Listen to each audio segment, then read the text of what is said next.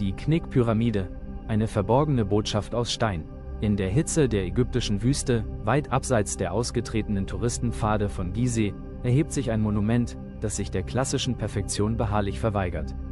Rund 40 Kilometer südlich von Kairo, in der staubigen Einsamkeit der königlichen Nekropole von Daschur, wacht ein steinerner Riese, der auf halbem Weg zum Himmel ins Straucheln geraten zu sein scheint.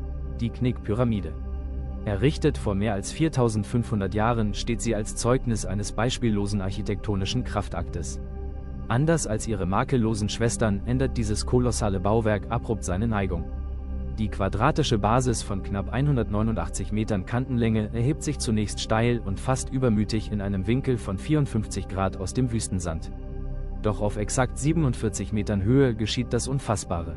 Der Winkel flacht plötzlich auf 43 Grad ab, wie ein hastig eingezogener Atemzug aus Stein. Die Pyramide, die eine Gesamthöhe von 101 Metern erreicht, wirkt dadurch in sich gekehrt und barg womöglich Konstruktionsprobleme, die erst während des Baus sichtbar wurden. Doch nicht nur ihre Form ist ein Kuriosum. Als einziges Bauwerk dieser Größenordnung in ganz Ägypten trägt sie noch teilweise ihre antike Außenverkleidung aus hellem Tura-Kalkstein. Sie glänzt im gleißenden Sonnenlicht wie ein undurchdringlicher Panzer. Im dunklen Inneren verbirgt sich ein weiteres Geheimnis. Zwei völlig separate Kammersysteme, erreichbar über zwei verschiedene Eingänge im Norden und im Westen, durchziehen das massive Gestein, was bei anderen Pyramiden in dieser Form unüblich ist.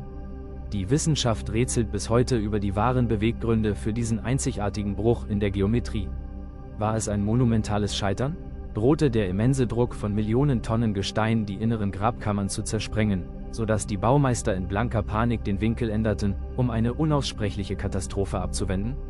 Oder war es eine plötzliche, religiöse Offenbarung, eine mystische Vision, die den direkten Weg zu den Sternen verbot?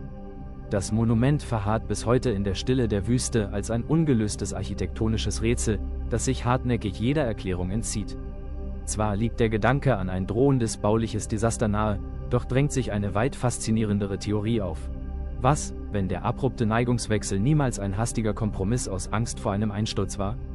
Vielmehr könnte diese einzigartige Silhouette das Resultat einer höchst bewussten, geradezu visionären Planung sein. Womöglich verbirgt sich in diesem geometrischen Bruch eine tiefe symbolische Bedeutung, eine in Millionen Tonnen Stein gemeißelte Darstellung universeller Dualität. Der flachere obere Teil könnte den sanften Übergang in himmlische Sphären symbolisieren, während der massivere, steile Sockel tief im Irdischen verwurzelt bleibt. Demnach wäre dieses Bauwerk kein Zeugnis des Scheiterns, sondern ein Triumph abstrakten Denkens. Vielleicht ist das Monument genauso vollkommen, wie es sein sollte, ein absichtliches Rätsel aus Stein, dessen wahre Botschaft bis heute im Sand der Zeit verborgen bleibt.